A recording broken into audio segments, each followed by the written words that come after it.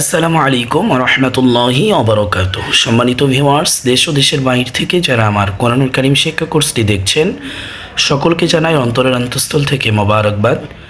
গত ক্লাসে আমরা সূরাতুল গাশিয়া এর বানান শিখেছিলাম। আজ আমরা সূরাতুল গাশিয়ার রিডিং ইনশাল্লাহ প্র্যাকটিস করব। তাহলে আর কথা না বাড়িয়ে আমরা আমাদের মূল কার্যক্রমে চলে যাই। أعوذ بالله من الشيطان الرجيم. بسم الله الرحمن الرحيم.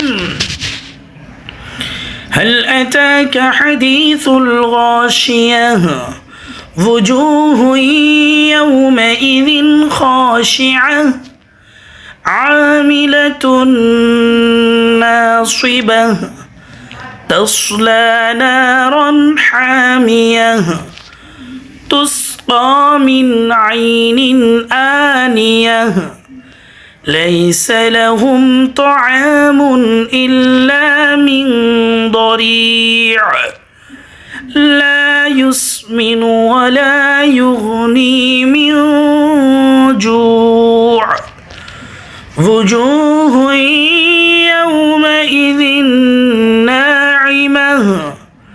لسعيها راضية في جنة عالية لا تسمع فيها لاغية فيها عين جارية فيها سرر مرفوعة وأكواب موضوعة ونمارق مصفوفة وزرابي مبثوثة أفلا ينظرون إلى الإبل كيف خلقت وإلى السماء كيف رفعت وإلى الجبال كيف نصبت وإلى الأرض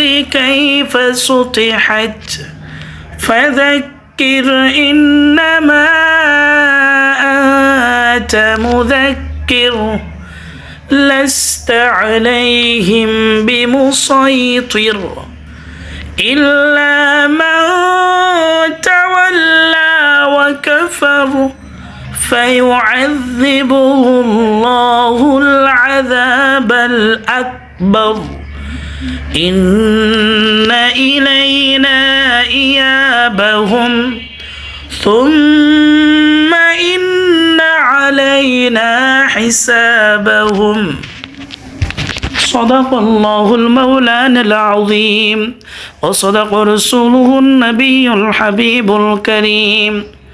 সম্মানিত ভিউয়ার্স, আজ এই পর্যন্তই। ইনশাআল্লাহ আগামী ক্লাস পর্যন্ত আল্লাহ সকলকে ভালো রাখুক, সুস্থ রাখুক, সকলের সুস্বাস্থ্য কামনা করে এখানেই বিদায় নিচ্ছি। ওমা আলাইনা ইল্লাল বালাগ। আসসালামু আলাইকুম ওয়া রাহমাতুল্লাহি ওয়া বারাকাতুহু।